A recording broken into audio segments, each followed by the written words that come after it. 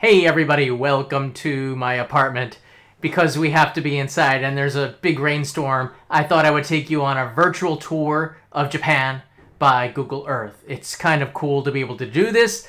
It was an idea from Tasty Chronicles, Sunny, who is also a viewer, so I thought I would give it a try. And I think this is going to get a little bit better as time goes on. In front of us is the beautiful country of Japan. Do you see that? This is my home. I live right there in Tokyo, and I'm going to take you down with me to the city. Hold on a second. Oh, I lost the Google Maps screen. That's awful. All right, let's go back. Sometimes these things just reset.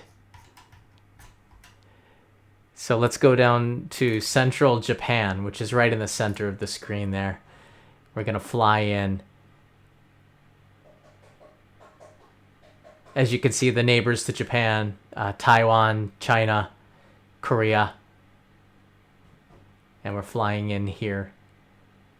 This is the central part of Japan, the Kanto region, and down in Nagoya, Osaka. And we're going to follow the Shinkansen path down to the Kyoto Biwako area, Biwako meaning Lake Biwa.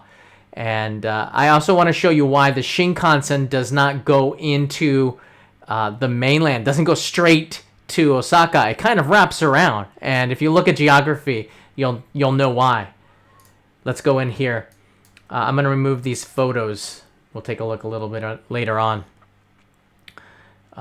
So there's Tokyo right here, and it goes past Mount Fuji. If you've ever ridden the Shinkansen, you can see Mount Fuji on the right side going down towards Nagoya. Nagoya Station is over this way. It's the third biggest city, maybe third or fourth.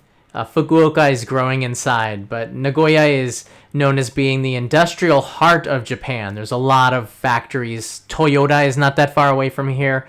I lived here for 2 years out of my time in Japan. There's Nagoya Station right there. You can see with the two towers in the center of your screen. These towers did not exist, I believe, when I got there. They were built a little bit later on, but they were part of the 2005 Expo, which was held in Nagoya. If you look over, about a two kilometer walk, you have Sakai, which is right here, this region in the center, where a lot of the bars and places to go out at night are. But the Shinkansen goes through here. And let me zoom out a little bit more, and you can see the Shinkansen pretty much follows the coast. I turned the settings on a little bit too slow. The Shinkansen will follow pretty much the coast all the way down from Tokyo, and then it goes inland. You see the lake in the middle? That's Lake Biwa. I think it is the biggest freshwater lake in Japan, and it cuts into Gifu. Let me see if I have oh, there it is. I have a map of Gifu right here. So we're going to go into Gifu Station. Because of the mountains that are between Osaka and Nagoya, the Shinkansen and a lot of the train lines for JR wrap around the mountains. So it goes inland towards Gifu. And this is Gifu right here. It's a beautiful little town. Prefectural capital of Gifu Prefecture. Gifu is not an urban prefecture. It's more of a suburb of Nagoya, maybe. Nagoya would be the biggest major city, sort of in between Kyoto. But if you see in the hills here from the station, right there, you can see in the hills there's the Gifu Castle is up there. It's beautiful. And then it cuts across the Shinkansen line towards Maibara. Maibara is right on the tip of Lake Biwa. It's a beautiful... This is my favorite part of the Shinkansen. Well, one of them, because the Shinkansen line goes the entire country. But for the Tokaido line, that trip between Gifu Station and Maibara, it's such countryside, such beautiful countryside. And Maibara, you can see the station right here. There's almost nothing here. I've gotten off the Shinkansen before to try to walk around, take a look. there's not much. It's basically a big interchange, and the train lines from Kyoto would go up this way, and then they would diverge, one going towards Kanazawa, the other one going towards Tokyo, to Nagoya and the Tokyo route. So Maibara is a big hub, but it's in in Kyoto. Also, going towards Kanazawa, you can go over to the Sea of Japan, or you can go around Biwako, Lake Biwa, and then towards the Sea of Japan. Lake Biwa is an amazing lake. Let me get over here. You can see just how big it is now. So I want to take you down now to a place just next to Maibara Station, Hikone Station, and not too far away from there is Hikone Castle. I found this place out because I had a day on a pass called the Seishun Juhachi Kipu. Seishun Juhachi Kipu is a pass, 5 days of travel anytime within about a 6-week period. Costs about $100. About $100. Ichiman 2000 yen gurai. And this allows you only local trains. But I was living in Nagoya, and I went out to Maibara, and then I said, "What's in this area?" Found in my guidebook Hikone, and it's one of these jewels of a city that not a lot of tourists will go to. There's Maibara Station right there. So let me take you to Hikone Station. It's just going to be a very slow ride over there. Right. I don't know. You could probably walk it. It's the next station, I believe, on the Shinkansen, which is the express train going from Maibara down to Himeji. And this is Hikone Station, and you can already see the castle on the left side of your screen. It's not that far away. It's about a 10-minute walk from this station. And it is such a beautiful little castle. The mascot here in Hikone City often is very highly represented in the Japanese mascot expos. I'm also got here a Google Maps. That's Kyoto Station. So I thought I would take you in Google Maps, and we could take a look by street view of Hikone Castle. And I could talk a little bit about the history of this, just to touch up on Hikone Castle. Yeah, the Google Maps is a little bit. There you go. So now we're on the street. Now we're lost. So if we go from the station, and maybe this is better. From here, we can probably see towards the castle. There's the station. The castle is in this direction. So let's just take a look and go straight for the castle. Zooming over there. Walk is about 10 minutes. And now we're right at the moat. It's pretty cool. There's a map of the castle right there. Yeah. So the castle is not massively high. Once you get into the grounds, you get a better view of the castle. You got to go straight in this way. Yeah. You go in there. But let me see. You know what? I think Google Earth has these pictures, so we can take a look at some of the photos. This is pretty much a test run to see if this works as a opportunity, like a possibility to take you on a virtual tour of Japan, because we just can't go outside. Right now, I'm not allowed to go to another prefecture. It's sort of been discouraged. Everybody who's in Tokyo must remain in Tokyo, which is probably a good thing. Let's take a look at the castle here. So Google Earth has these pictures that come out. There you go. Are these pictures coming up? I hope so. They might be coming up just white on it. That's weird. That's another picture-in-picture. That's good to know for the next time. But Hikone Castle is definitely worth a visit. You could probably just get off of the Shinkansen at Maibara, take a look at this castle town for just an hour or two, get back on to the train, and take the Shinkansen from Hikone Station. You don't even have to take the Shinkansen again, because on the Shinkansen, It takes about it's about this almost 10 minutes, just 10 minutes slower to get to Kyoto because the Shinkaisoku is so fast on its own. Let me take you back to Hikone Station. I want to now focus in on the Otsu Kyoto area. Now we're gonna wrap around Biwako, Lake Biwa. It's a place where you can get there's some really good fishing here. So you can go on fishing trips. If you stop in some of these towns along the way, you can jump onto a fishing boat. You probably want to make a tour in advance. And they'll take you out to the middle, and they have fishing tours. And you can catch the fish and have sushi. It's pretty cool.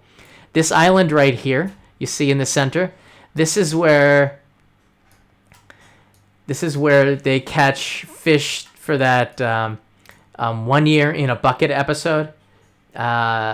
It's a pretty unique fish where they fermented it and it smells like hell. But a lot of it is taking place on this island, the catching of the fish. But Nigoro, I believe is the name of the fish. You can catch that only in season. There's a special season at the end of winter, I believe, where they catch it. This is Otsu City, which is the biggest city in Shiga Prefecture. Shiga Prefecture, one of the most undervisited of the prefectures in Japan, is the one so close to Kyoto. And it's beautiful on the lake. And there are some old boats that you can see, some old steamboats from back in the Meiji era, I believe, where they were almost look like the Mark Twain Mississippi riverboats. There's one on the banks that you can go in and take a look, like a museum. But from Otsu, which is a pretty good place to stay if you're looking to save some money, if you're on a budget. Otsu might be, I'd say, 40% cheaper than staying in a ryokan in Kyoto. And it's about a 15-minute commute into Kyoto Station. Let me see if I can fly you into Kyoto Station right now. Can you see Kyoto? It's that you can see the Imperial Palace in the middle of Kyoto up there in this urban sprawl. And right away you can tell that Kyoto is not in the countryside. Kyoto is very much an urban area. It's more asphalt than parks. And in between, in the central area of Kyoto, there are some shrines, temples, greenery.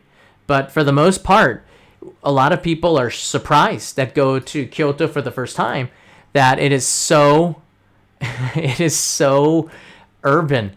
Like, look at that. That's Kyoto Station right in the middle of this. Let's see if we can jump into Kyoto Station on Street Views.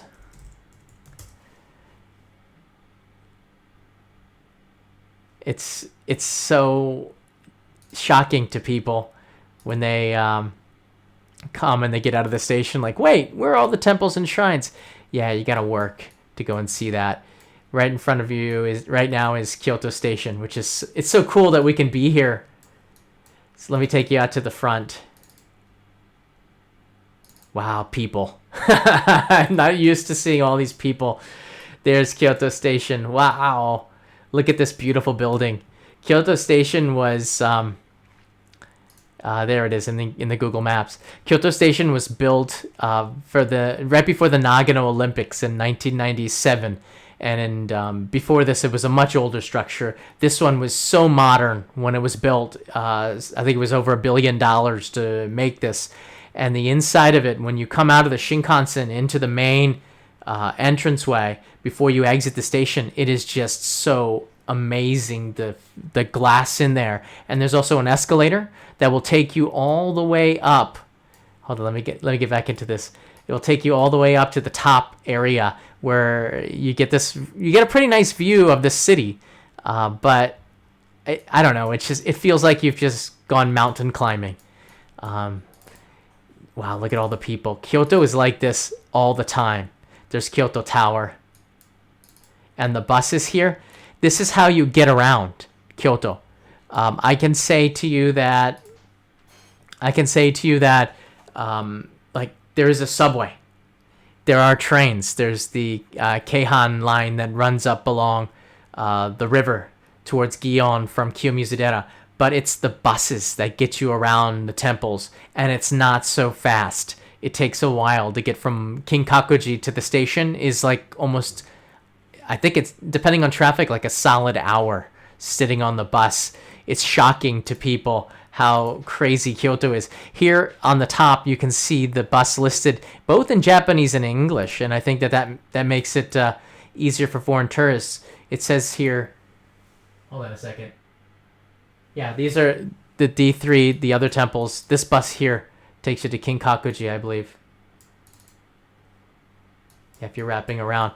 This is a good way to get used to, by using Google Maps and Google Earth, get used to the layout of planning your trip to Japan. You get a pretty good bearing of what it's like. There's the entrance to Kyoto Station. When you leave the train, you're ready for an adventure. Yeah.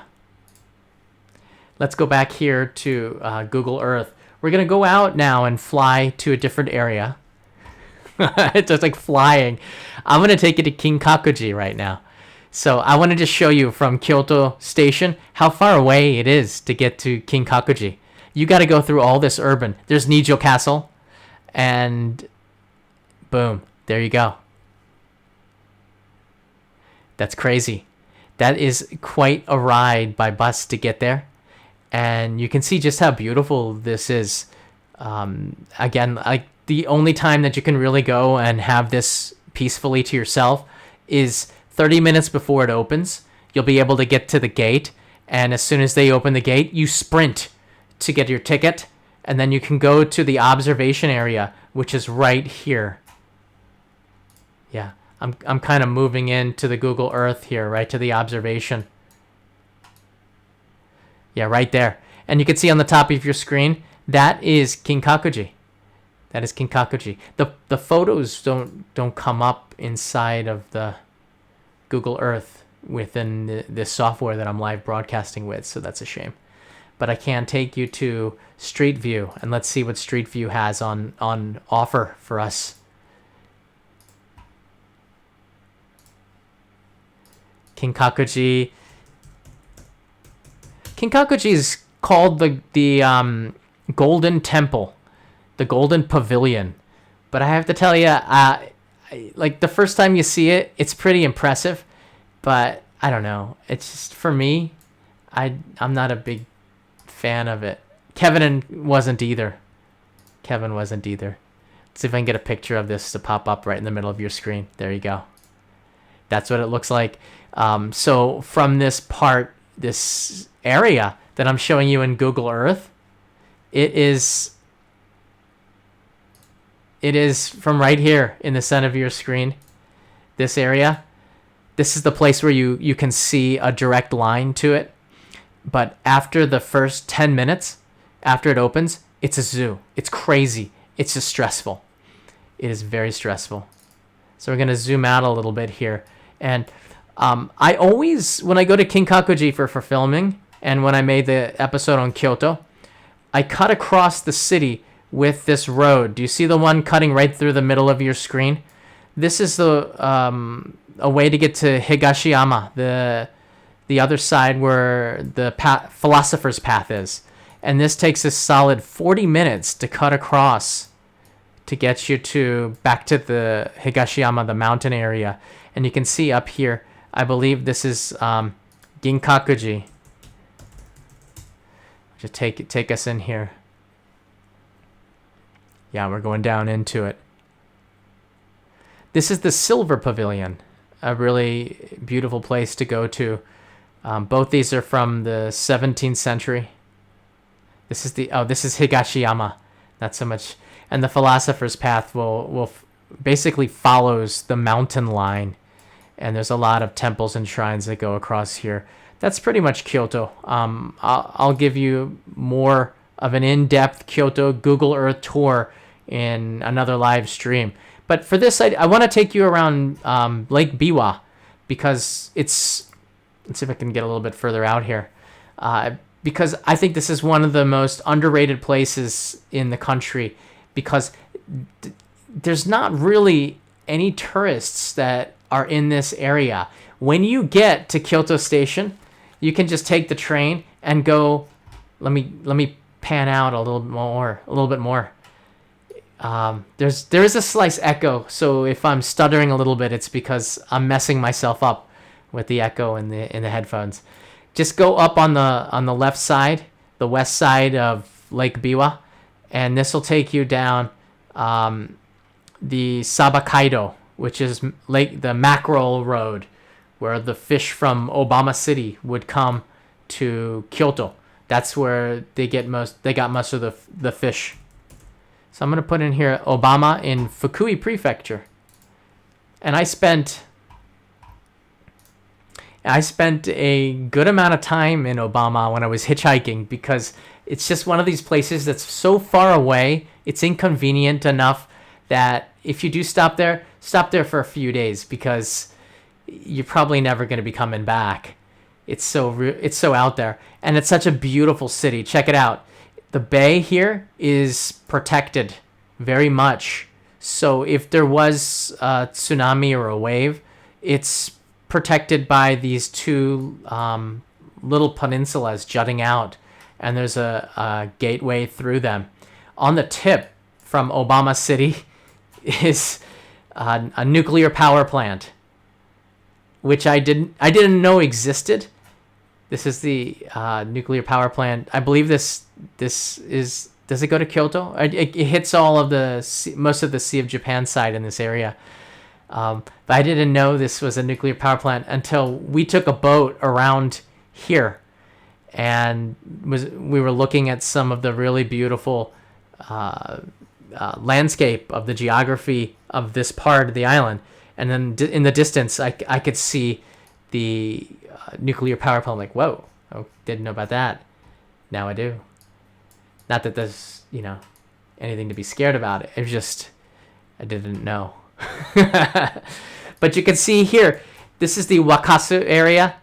You can see when I zoom in a little bit here. From Obama City, the landscape just follows inland. That's because it follows a river that goes towards Lake Biwa.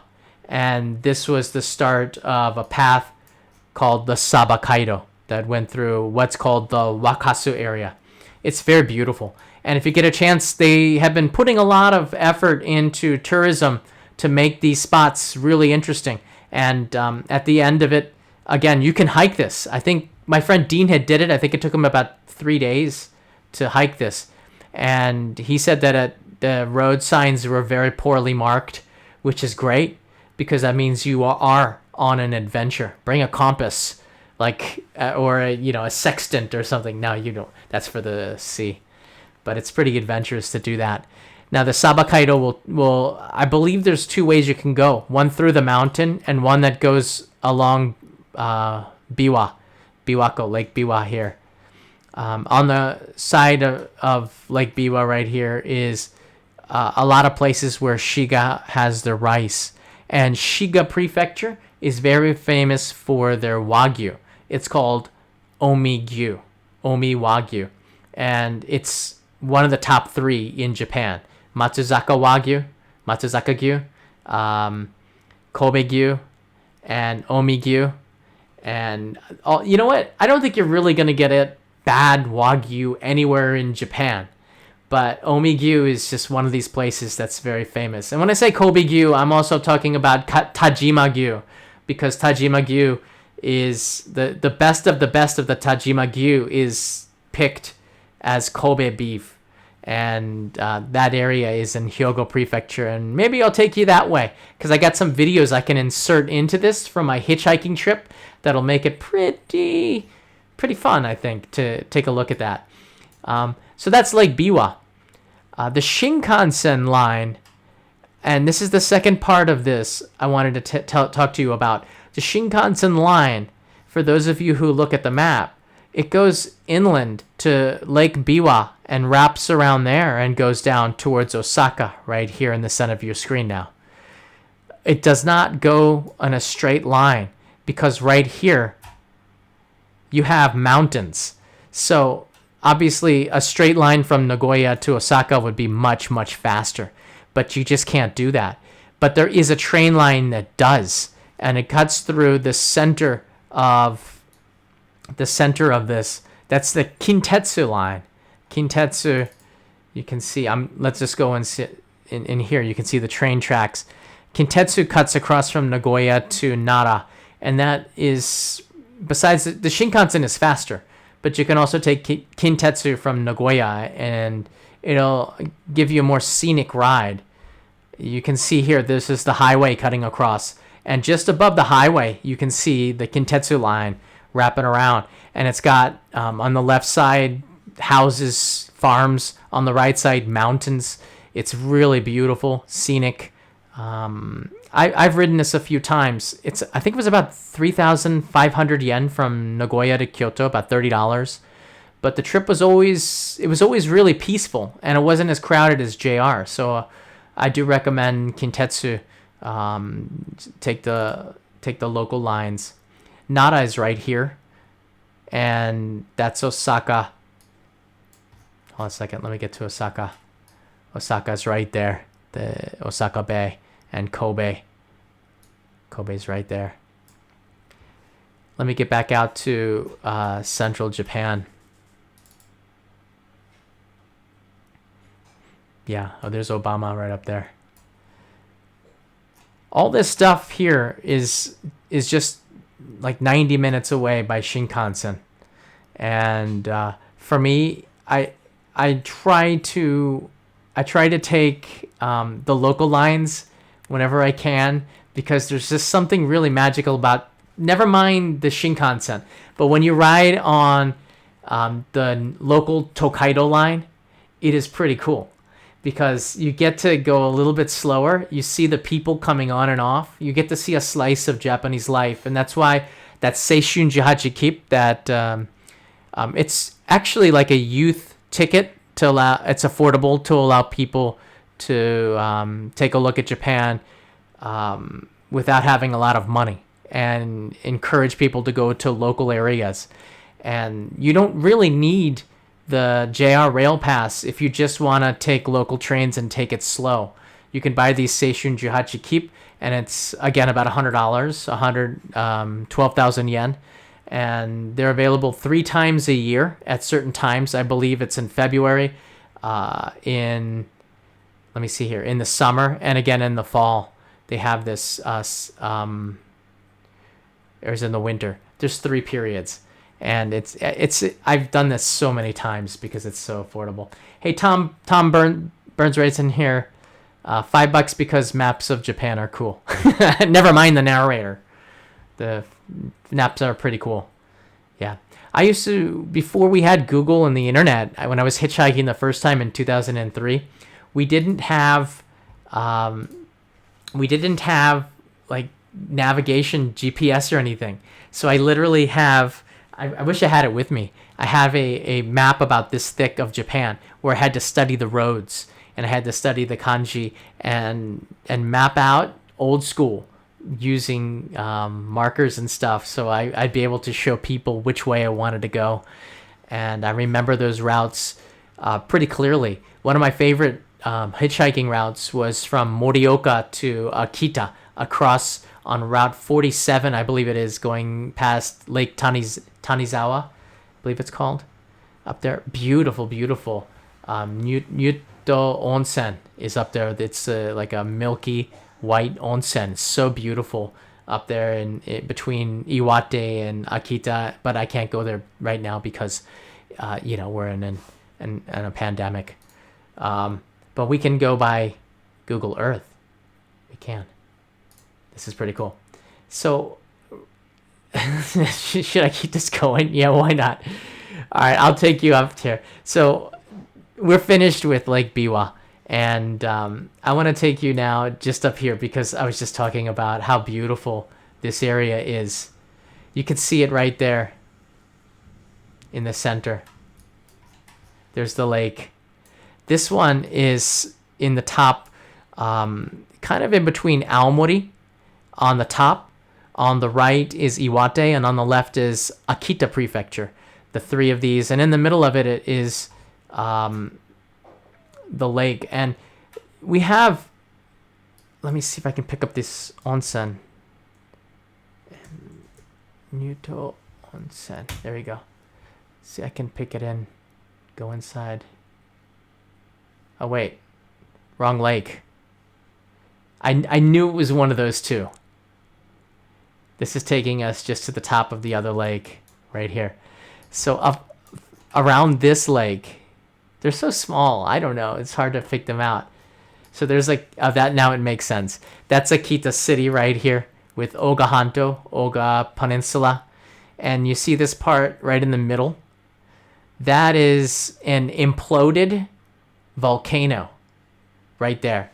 You can see it's now basically filled in with very fertile land, volcanic land. A lot of the soil is incredible, so it's very delicious. Akita komachi rice is very, very delicious, very famous from this area. But here in Ogahanto, you can see where the volcano imploded. I guess it was like 100,000 years ago. It was a long time ago, and the implosion created this area that they. You can actually drive across it. When I was hitchhiking in 2003, the person who picked me up took me to Ogahanto and we drove across it. And it's just so flat. And you get to the other side, and then at the end of the peninsula, there's mountains and very rugged terrain. You can drive around it, lots of onsen in that region. Not a lot of people, not a lot of tourists that make it out that far from Akita City, which is right there. But I hitchhiked across Route 47 from Morioka, which is this urban area in the center of Iwate. Took the highway, and we went past here. And I remember taking that Seishunji Keep, the pass that I was telling you about, and going up into the white onsen areas. It's just so beautiful. I didn't know it was that far away.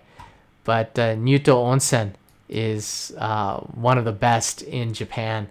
It's gotten too crowded because so many tourists are making their way there. The white is from all the snow. But if you do go and you are able to stay in that area, it is just stunning. I wanted to go there, I remember about 10 years ago, and it was closed down because the roof had collapsed from too much snow. And it took a couple of years, I think, before they opened it up again. It has such beautiful water that comes from the ground. Again, like I probably could take you on a Google Earth of all the onsen in Japan, and you can see from the sky the volcanic activity around them. When you do something like this, you can get a chance to see like the volcanoes. Down in Kyushu, you have Mount Aso in the center, which is volcanically active, and the onsen around there are just absolutely beautiful, like Kurokawa Onsen, which is I guess in English you'd say Black River Onsen. It is probably my favorite onsen in Japan because it has several different kinds of baths in what is like a village. And you can go to all these baths on this pass made of wood that they give you, and they stamp each bath that you go to visit. So it almost makes it like a challenge to go around into each one of these baths. This is Tokyo right here. This is where we end the live stream. I'm gonna go in here to your questions and take some of the questions you might have. I probably missed some things. Colin for food writes in here. Oh wow, I remember Drive by Map. We are so lucky with GPS. Yeah. This is the way the world worked before about 2006 or 7 when smartphones came out, before the iPhone. Doing navigation by cell phone was painful. It was hard. It was not possible, really. But once the iPhone came out and they put GPS in it, I think it was the second iPhone was more dependable. It just like everybody wanted one because you could make your way and never get lost using that. But I gotta tell you, before the drive-by maps, it was so much more adventurous to get lost and find your way, but it just required a lot more time to do that. A lot more time. Yeah. Let's see here. I'm looking to see if I had missed any super chats, and it doesn't allow me to go back and see some of the questions that you might have asked here. Is this real time? I believe so. Because I'm like right here. Hold on. Ouch. Yeah, it's real time. It's pinched myself. And if you're watching this in playback, it's not. But this is live. What's the worst onsen you've been to? That's a good question. I've actually been to a lot of really bad onsen. It's not that they're bad. It's just that they haven't. They were made in the 1980s, for example, and they haven't been renovated in 40 years. And the reason is just because in the 1980s, during the bubble era, everybody had money to travel everywhere. And the hotels at the very famous onsen were booked. So these smaller onsen started to build hotels around them. It gave them a chance to take some of that economy, some of that boom, the bubble, some of that money. And after the bubble burst, these hotels in the less known onsen areas went bust because just those tourists never came back to those lesser onsen. So there's always I don't want to say they're like third tier onsen, but I would say that they were tiers really based on history and the kind of ryokan, meaning the hotel. So the hotels are very famous. They also have the baths. And onsen is just the hot spring. But when I say onsen, I'm not talking about just the hot spring. I'm talking about the resorts around it. When I talk to Kanai, let's go to an onsen. We're talking about let's go to a resort. Let's go to a hotel or a ryokan. So it's very dependent on that. But when they went bust, that's when you start to see them decaying, and it's a little bit sad, and it does affect the experience. Christian Ali, Robaldo, thank you for the live streams. Keep them coming. You're very welcome. I appreciate everybody's watching it. The one that I did with shopping online wasn't that good, but still we had people watching that, and that made me feel really good. I'm trying to do new things to find something that's interesting for you that I can share with my experience living here.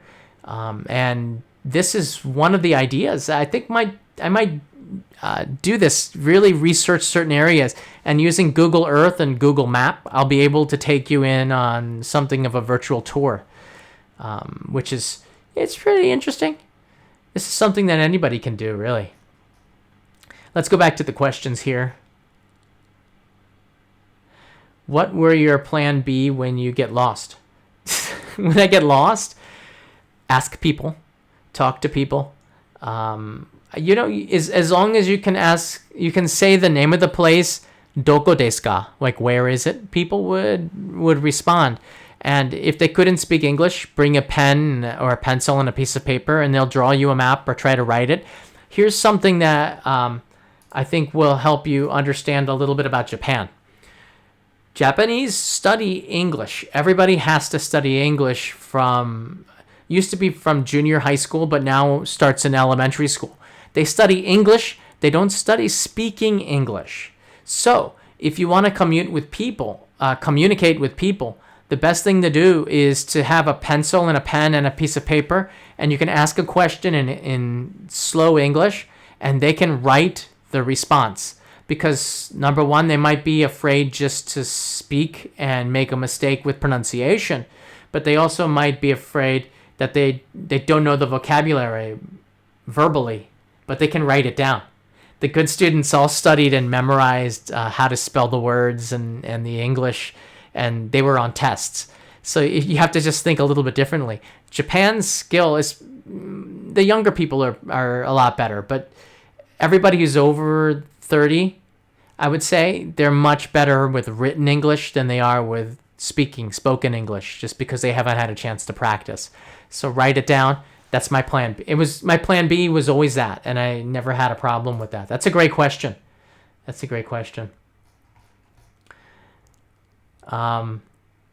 would love to be able to drive from Oz to Japan right now. Coffee Dude. Yeah, that would be pretty cool. We can make a highway under the Pacific. I really hope that they opened up the air routes between Japan and Australia. I know Australia is doing better, but just for the mail, I got some boxes returned to me that I have to send to Patreon supporters, and there aren't any flights direct to Australia. Yeah, you can. I think everybody who's traveled to Japan has a really good story on how somebody local helped them get around. And over this series, where I'll take you around on Google Map, I'll share with you some of those stories, because I've also had an amazing amount of good, wonderful experiences that just make you all warm inside about people in Japan going above and beyond, out of their ways. If you do have a story, you can write it in here. You'd have to do it quick, and I would read it out. Do you have any photos or something to share of your travels of these areas? Maybe a fun or embarrassing story about your time, sort of like a time travel experience. I do. I would love to add this format in with my hitchhiking adventures and some of my Seishun Jachi local train travel adventures. This is what you're watching right now is more or less a test. I just wanted to see if I can make this interesting and engage you and bring you with me on these tours, and I would be able to share some of those embarrassing stories. I'm sort of holding them back a little bit when I want to focus in on certain areas, and that allows me to expand on that. But this time, just sort of focusing on Biwa and Hikone, and showing you a little bit about the Shinkansen. I also want to show you the new Shinkansen line, which is really exciting.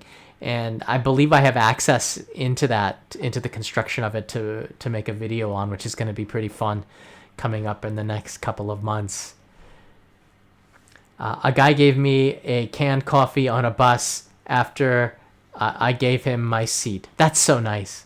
It's a little thing, right? These little things. I remember hitchhiking, getting into a car, and the person gives me a drink. And like right away, I feel like, whoa, what did I get into? I'm like, I feel bad, almost like a freeloader. I should have had a present to give to them.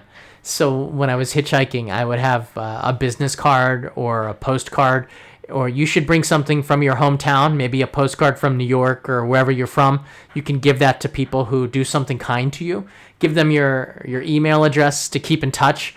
I always say, if you're coming to Japan, make some business cards to give to people that you meet. Without a business card, you're really nobody. That's sort of harsh to say. You're like a nobody in Japan. But in Japan, that business card is who you are. You're represented by the card that you give to somebody. And that has all of your contact information. You could also just give your phone number or email. Make a special card for when you travel. I've done in my life 4 or 5 really long backpacking trips of 2 months or more.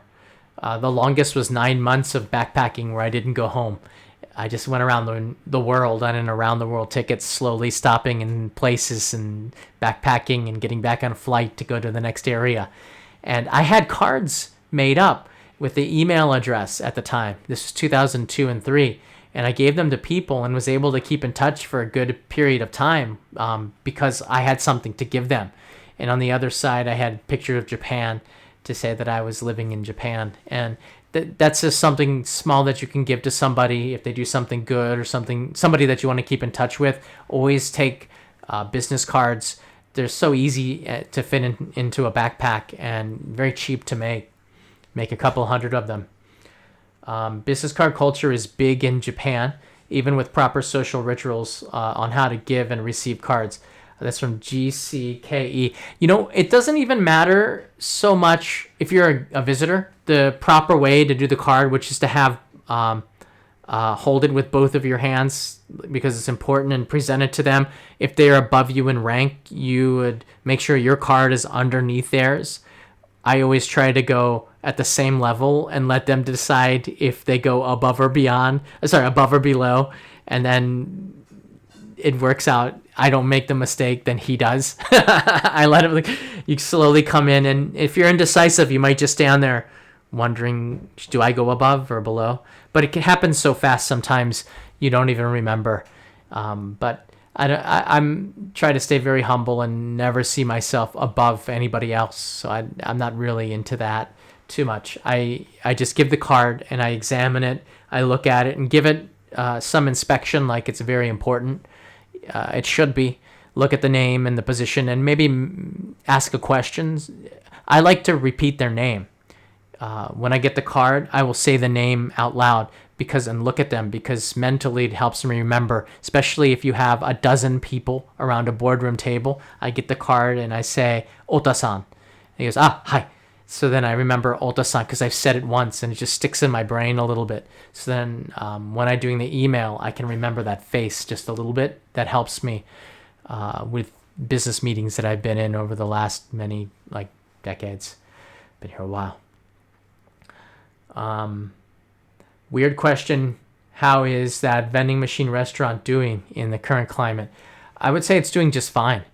The vending machine restaurants, people just stop in. It does way more business. This is the vending machine restaurant in Gunma. It's so far away from Tokyo. Tourists was never part of their business strategy. It's all locals. And out there, outside of Tokyo, people are in cars. They'll go in, get something. They'll take it back to the car and eat. I don't even know if they stay inside, but there's nobody there, so you can pick the seat that you want. You can, you can clean up after it. But maybe I'll go back and do another episode from a different angle, because I keep in touch with him on Twitter through messages. One of the nicest guys. You have to know him. If you make an effort to reach out to him, one of the friendliest guys. But that's outside of Tokyo. People are pretty friendly if you just make the effort to get in touch with them. It works out. Oliver Stone writes, and which prefectures in Japan will be good places to see a range of Japanese garden? Ooh. Is this the mic? Get different settings on this. Oh, this is the one. All right. Which prefecture? Wow. I would say, Kyoto Prefecture, this is a no-brainer, right? Kyoto Prefecture is one of the most beautiful just because it's Kyoto, right? I'll take you to one of the rock gardens. One of the most famous rock gardens is, gardens in general. Kyoto is, it's far and away the best one. I don't have them queued up, so it takes a while. The one that I went to in this is funky. There we go. The one that I went to in Fukui was so beautiful. I put that on Instagram and that had 15,000 views, which was crazy. Which was absolutely crazy. I gotta change the speed on Google Earth. See, navigation speed. There we go. Navigation speed. Let's move this up way faster. Fly to. Boom. It should be instantaneous. Look at this. Oh. Fukui Prefecture is over here. Here's the Wakasu area. And I believe it was somewhere around here. I forgot the name of the place. It's in my Instagram. But I recommend Fukui. That this area that I introduced you to has a ton of Japanese gardens. So this area north of Kyoto, absolutely beautiful. There's a lot of gardens that you'll just discover now here's the thing, because there are so many gardens in this area, because this is where the imperial palace is and where the emperor was for so many millennia. There are some major gardens that take up most of the guidebook. Then there are minor gardens which might even be more beautiful, but they're just not, they don't have the same history, so they're almost forgotten. Makes this such an impressive find. Just wandering around Kyoto and going north on the Shiba, that's not the wrong, the Shiba Kaido, you'll find a ton of gardens in here that are so beautiful. different kinds. But Kyoto, West Kyoto, is it's just so impressive. There's the bamboo forest in Arashiyama. I think from the sky, it's not as impressive. Arashiyama is right here in the middle of the screen. It's basically all the woods here, and then the bamboo forest is it's right here. Arashiyama bamboo forest. You see it? Center of your screen. I wish they had a higher res image of this. So you walk through the middle, and it's pretty impressive. But it's gotten so crowded even now. When they open up the country in the end of May, June 1st, domestic tourism will probably start again. And when that happens, the domestic tourists are going to take advantage of the fact that there are no foreign tourists, and it's kind of an open time. And I probably make between June and October a ton of episodes, I'm guessing, just because the locations will not be as crowded. And I'm kind of excited about that. Kind of. Slightly. I'm pretty excited to travel again. I can't wait to bust out of jail here. I don't want to compare it to jail because Kanai is here, but it does feel like it is tough because we're here. Good to hear. This is from Marty. Oh, this is to somebody. You guys have a chat within the chat here.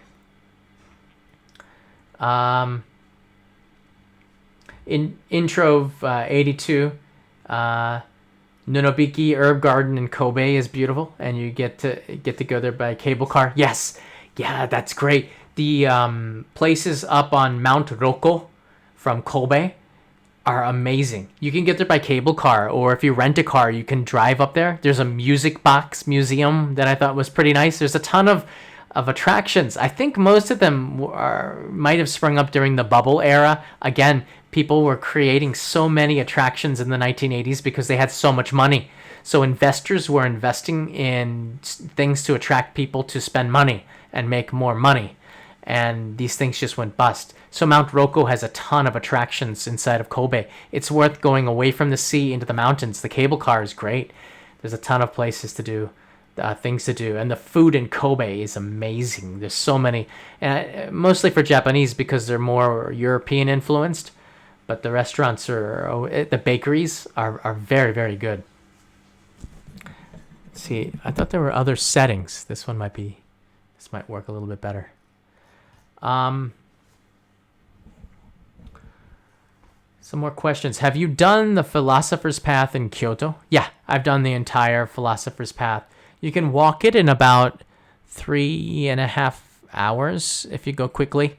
It starts up the tourist route. It starts up in let me get onto the Google map here. It starts up near the Silver Pavilion, Kinkaku-ji, and Kinkaku-ji is on the Arashiyama side. There's another bamboo forest. So the Philosopher's Path just meanders along the base of the mountains here. And it's so beautiful, especially in the fall. Kevin and I walked it halfway. There it is, following the river. Do you see it now? That's pretty cool. I don't know if Google Earth is, but you just follow this canal for much of it, and then you can go in and out and around. Heian Jingu, I believe, is around here. Heian Jingu is the one with the bright orange shuiro, the color of the sun. That shrine is also not far from the Philosopher's Path, and it takes you to Kiyomizudera. Kiyomizudera is, I believe they finished the renovations too. Is right there. Boom. Yeah, you can see there's Kiyomizudera, like 1,000 years old. That temple. It's a Buddhist temple, one of my favorites. It's gotten a lot more crowded because of the foreign tourists, but it's always been very crowded because of the domestic tourists. The domestic tourism it was just I can't remember when it wasn't a line to get into Kiyomizudera, and Even in the Google Earth, it's pretty crowded right there. Have you done the Love Train in Kyoto? Worth it? I have not done that. I've done the Keihan line. I haven't done a lot of travel within Kyoto Prefecture, to be honest with you. I did the Keihan railway to the terminus, and I didn't go too much further. But I think it's worth renting a car. And if you're gonna look at Kyoto, they're the places that all the tourists go to. I highly recommend that you break past that and go into the north area, into the Sabo Kaido, into towards the Sea of Japan, into the older towns of Kyoto Prefecture, and you'll discover some amazing history and old restaurants and things, because Kyoto has. I cannot confirm nor deny. Well, basically, I just can't confirm this, but I believe that they have massive tax breaks within there that allow them to continue these age-old businesses that have been going on for thousands of years. So a lot of people want to have farms in Kyoto to avoid taxes and stuff on this. Like sake breweries, for example, might get a different deal before the law was changed a few years ago. Sake breweries can only produce a limited amount, for example, but the laws changed recently to allow them to. They could make more, but they were so heavily taxed based on how much you produced. But now, due to worldwide demand of sake, Japanese sake, it's they can produce more than they did. But absolutely, Kyoto it's pretty to get out of the city. And once you start to leave the urban area, you see the suburbs and it turns into countryside. And it's so beautiful. We went there when we went to Wakasu from Kyoto, Kanai and I, last year to see Coco, who was in some live streams. She's down, by the way, in Totori. For those that Coco fans, she's down in Totori, so we might go Shimane, and we might go down and visit her. But that area, that train trip from Kyoto out to the countryside was beautiful and very few people. Thank you, Marty. I appreciate that. Let's take one or two more questions. Have you been to a love hotel? Of course. Of course. When I first came to Japan, whenever I would travel with somebody, you could stay in these love hotels a lot cheaper. After 10, you'd be able to stay, but the one thing, the caveat is that once you go in, and it's like a roach motel, you cannot leave. The door is closed until morning. So after we saw everything that we wanted to see, we would go there, get some food, spend the night, watch TV, take a shower, wake up, get out. It's always very clean. They do a good job because they want you to come back. Just you don't want to think deeply about what happened before and what will happen after. Or maybe you do. Just depends who you are. Fump writes in here, thanks for the live stream, Johns. Have you ever eaten at Kichi Omurice? No, the owner is so positive and energetic, and it'd be good if you could collab with him. He's done so many collaborations. The thing with YouTube is, what could I add for Kichi Omurice that nobody has done before? If there's not a way to cover something new, for me, I don't really see too much of a value to cover it because somebody else has that story. I want a new story. I want a story that's better than Tasty or Business Insider. I want something that's more special. That's video content that breaks out and people want to watch. The owner is he's a charismatic guy. So that would be, maybe he's the story. Never mind the rice. You can get pretty good rice in Yokohama. You don't have to go all the way out to Kyoto to the famous restaurants. I thought, and I'm somebody who's very honest. If I don't like something, I will tell you. Except if I'm doing a report for NHK, then I will always just be positive because it's a job. It's not about me. But I went to eat the fire ramen in Kyoto. And what's on the screen for those joining us is Q Mizudera. I've been doing these Google fly-throughs. Let's see if I can get into the Google Maps here. Wow, it's flying through there.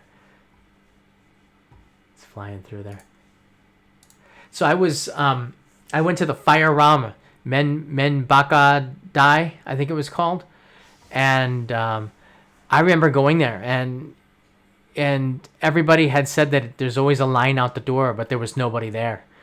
There were some chairs. The line out the door is from tourists, and what shocked me was that nobody inside, and I was there for a while, was Japanese. Everybody was a Westerner, and I believe the reason why Japanese didn't go there was because it was a ripoff. The prices started at like 1,600 yen, about $15, and the ramen that we got was mediocre at best. The noodles were average. The soup was okay. I was not impressed with the ramen as ramen, but the reason why people go there is for the fire, because they give you a warning sheet, and you go like this and shake your hands, and then they put the fire, and it goes, psh, and then that's it. That's the reason why they have these clips, so you can get an Instagram picture to attract people to come to the ramen. Is it good ramen? No. I thought it was average at best. The owner is more of a tour agency than a ramen chef, I thought. And that's not a bad thing. He asked me where I was going next, and I said in Japanese, actually, koko ni sondemasu. I'm visiting here from Tokyo. I live here. I'm a YouTuber. I'm making episodes, and I was actually scouting this place, and I decided not to make an episode on them because it's just a tourist attraction. Menbakadai is in every guidebook as you've got to go here, and I thought that it was not worth it, and I couldn't understand why people go there except to see the fire, which is cool. But they're not the only game in town. They're just the best at promoting it. And there were ramen shops around that area that were even better. They were like a lot better. But the tour buses would stop there. So you would line up, and that's what the line was for. And that was interesting to go there. I'd never heard of them until about 2 years before I went in there to scout this in March, and was pretty disappointed. The owner was fun. He was friendly. I shouldn't say... I'm not going to say bad things about it. I still think if you want to go, go. But the owner was pretty friendly. And if you're a tourist, he knows a lot about the area. So you can get your money's worth, not in ramen, but you get your money's worth more in information and entertainment. It's like an ento ramen. Entertainment ramen, I guess you would say. Where if you're going to go to Kyoto, and now you can see on your screen... this is Kyoto with Lake Biwa on the top here. Ichijoji is in Kyoto. This place that we're going down to right now. Boom. Oh, it's so fast. Ichijoji is right on the side, on the Keihan line that takes you out to the countryside. This area, there's nothing special here, really. There might be. You know what? You want to know what's really special? Ramen. Lots and lots of ramen. This is what people come to this area for, just to eat ramen. You know. And after I did this episode, there were some other YouTubers, maybe Paolo went there, who also went and ate ramen. But you have to call in advance to get permission to go in and film in all these places. And even if you ask, a lot of them might say no. So that's something that's pretty interesting. Let's take a look at the Google Maps. I don't know. Maybe we'll find something. Oh, Jiro Ramen is there. Ichijoji, Kyoto Ramen Town. Boom. Where's the station? Ichijoji Station. There we go. So now we can do a little street view. This is gonna take me back to that episode. Oh wow, yeah. Oh, look at that. Do you see it? Right in the front of your screen. That's the Keihan line. That's going by there. That's the that's a beautiful train. So on this side of the tracks, and I didn't feature them. Let's see if they're here. Is Jiro Ramen. This is a famous ramen shop, and you can see that It's very simple. Above it, probably somebody, the manager lives above here, because his life is ramen. He makes that broth, that secret. This is a chain. That's why it says Kyoto shop here. It makes that secret formula inside. But all the ramen shops are this way. I should give you a ramen tour next time. Actually, let's stop here. That's what I should do. That's what I should do. I remember walking past this town and I saw this bakery, and we were gonna go in and eat a big bowl of ramen, and I could smell the fresh baked bread out of this bakery, and I just stopped and said, "Oh, but we have to eat ramen." This doesn't look like a place where you would find some of the best ramen in Japan, but Ichijoji is where a lot of the national ramen chains start in Ichijoji. So that means that a lot of shops that started in other places want to have a satellite shop here, like Jiro Ramen. We also have a Ichijoji ramen shop, ramen town shop, which is, I would say, like one of the hubs, if not the kingdom of ramen. You have everything there. And Kyoto's ramen is a lot thicker than other ramens. So how did I get on this topic? Crazy people. I appreciate all the chats coming in here. See, any more questions before we end the live stream? No ramen, no life. Absolutely true. That's one thing that we're craving. We don't have any delivery ramen around here. We don't have any delivery ramen. I'm looking here now at the live stream going by. Nosh, thanks for waking up and not moderating. And Ramsey Silence here. Remco was made a honorary moderator for today because he was the first one on the scene. But yeah, Kitakata Ramen in Fukushima is also a really good place. Kitakata Ramen is famous for the wavy noodles, which they say catches the broth when you slurp them. They're wavy, or just like the freeze-dried ramen that you would get for 25 cents at the supermarket. Students live on them when you're in university. That's Kitakata style, and they catch the broth when you slurp.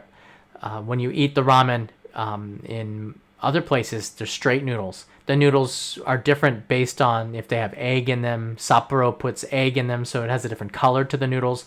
Everywhere is different. I'm still kind of fixing this mic. It's lost something. I think there was a pop that affected it, and I'll tweak the mic for next time. Looking to see if we have any more last questions here. I wish I can continue this live stream, but gotta head for a meeting. David! See you later, David. Thanks for joining us. No. It's 4 a.m. Yeah, I know. This is not a bad time for the U.S. There is takeaway ramen, but a lot of the places won't deliver unless they're very close to your neighborhood, and we don't have any near us. You don't want to have the ramen delivery guy take 30 minutes to get to your apartment. You want it to be fresh. Usually, the way that they make it deliverable is that they don't cook the noodles all the way through. They leave it semi-katai, a little bit hard. So I shouldn't say katai, katamen. And as it travels to get to you, they start to get a little bit soggier, and by the time it gets to your door, it's perfect. So the chef sort of thinks about that before. They'll just half cook it, and then when they get to you, it's cooked through because the broth is still pretty hot and it's still cooking inside. It's interesting, right? They do deliver, and just like in the unagi delivery, they also have they deliver it in a bowl, like an actual bowl, and at the next day they come and they pick it up. So you put it in a bag outside your door. They'll ring the doorbell, or they just come and pick it up if you don't have an auto door. We have an auto door to keep the riffraffs out. They have to. We have to let them in, and we don't open the door again. They just come and take it, which is outside the door. It's pretty good service, and then they wash it and get it ready for the next day's runs. But because they're saving money also on the bowls and the dishes, and it's a good way to come back to remind them that we're doing this service for you. It's pretty cool that way. Hey, Vithanage. Sorry, I had the pronunciation. Wijasundra. Wijasundara. You can point Peter Von Gom's house out on the map. No, I'm not gonna point out Peter's. Peter lives in the north of Tokyo, and I live on the side where on the bay side. I'm not gonna show where my friends live, no matter how much you give me. But Peter owns a house, which is pretty crazy. It's pretty cool. And Kanai's grandfather owns a house as well. He owns a house, and he's passed away, Mr. Seiichi, a couple years last Christmas. We have property. Kanai has that property now, which is a square block. Not a full square block, but it's a pretty large area. And we're thinking about maybe developing that. It's just not the best. There's no subway nearby, and I'm like, I don't know. People are trying to buy the land, and we're not gonna sell it, but we're thinking about what to do with that. And we could build a house just like Peter has, and then I would get a motorbike and could scoot around town, maybe the same way. You'd need one out there. You'd need one up there. Yeah. But he's probably enjoying up on the roof. I wish we had that luxury. We just have a balcony, and I've taken this computer out there. It's just not the same. All right, guys, thanks so much for watching. This is just a test stream to see if we can do something with Google Earth and Google Maps, and I'm finding out that maybe I can add some music into the background. I can focus in on a tour, like a ramen tour of Ichijoji, and show you some of the shops while eating a bowl of ramen would be pretty neat.